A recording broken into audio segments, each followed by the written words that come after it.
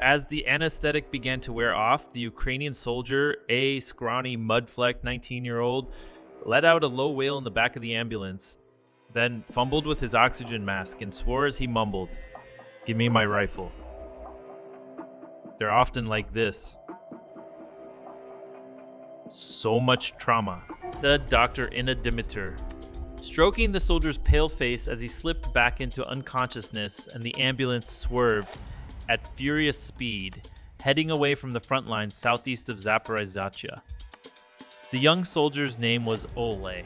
In a trench that morning, shrapnel from an exploding Russian mortar had dug a large hole in his lower back, quite possibly severing his spinal cord. He's stable, but in a serious condition. We get so many like him, said Dr Dymitr, listing half a dozen other cases from recent days. She works for a private, Western-funded aid group, MOAS. As the casualties from Ukraine's counteroffensive mount, it is easy to see why on a rare visit to this closely guarded section of the southern front, some soldiers and observers are starting to wonder if a breakthrough is possible or whether Russia's defensive lines, built up and heavily reinforced over the winter months, are simply too much of a barrier.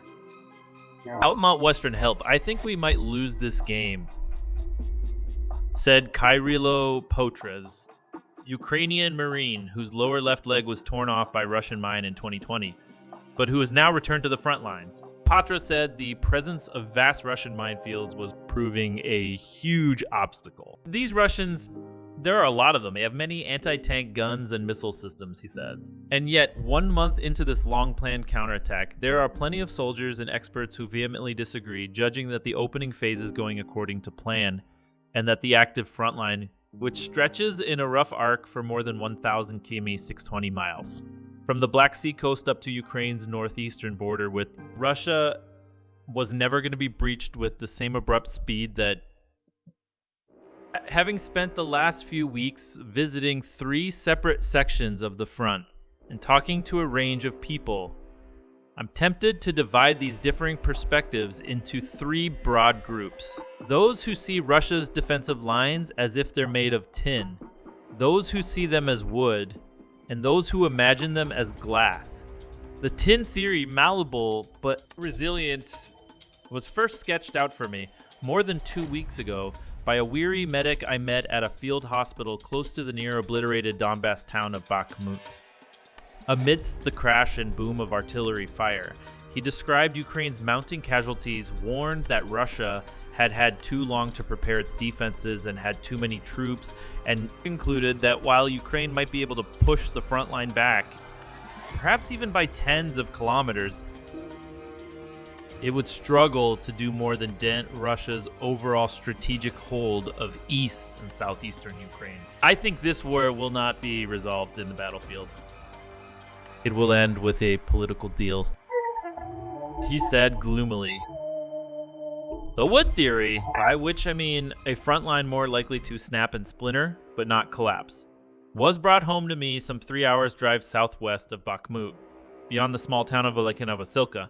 In the fields and rolling hills that stretch towards the Black Sea, Ukrainian forces were pushing forwards, finding ways through the minefields and attacking Russian positions from unexpected angles, and slowly but steadily capturing significant chunks of territory and several villages and small towns.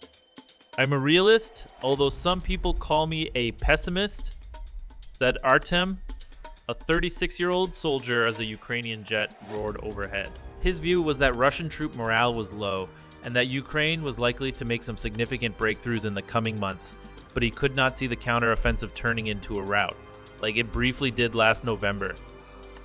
The media and society are in a hurry.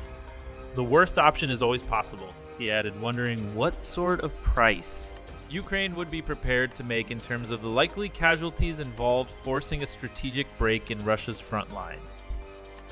It is notable that the gloomier perspectives regarding Ukraine's counteroffensive tend to come from soldiers closest to the front lines and most heavily involved in combat operations. Actually, you could argue that they have the most experience and the most realistic views. But it's also reasonable to point out that these soldiers are least able to see the bigger picture, focused as they are, on small sections of a huge military operation, which brings me to the glass theory.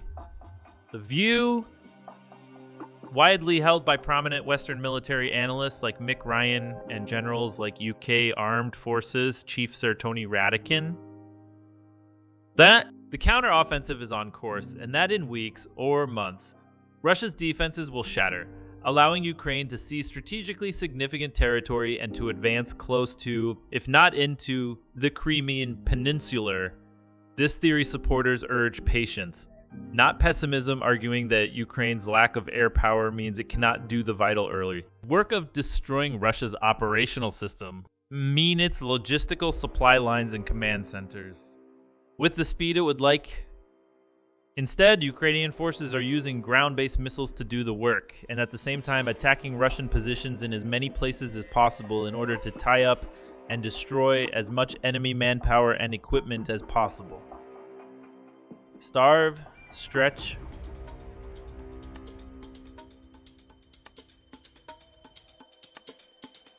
strike was how Sir Tony, Britain's Chief of Defense Staff, described the strategy in Parliament this week, concluding that Russia has already lost nearly half the combat effectiveness of its army. Another field, hospital, where Oleh, a 19-year-old soldier with a severe back injury, had briefly been patched up by medics before getting an ambulance ride to Zaporizhzhia. A Ukrainian doctor who asked that we use only his first name. He even summed up what I would still describe as the dominant and optimistic mood of most Ukrainian soldiers and officials I've met here. Everyone is waiting for the breakthrough. We believe and wait. We know everything will be fine. We just need to be patient, he said with a smile, sitting in the sunshine outside the well-organized field hospital with the boom of outgoing artillery rounds echoing in the distance.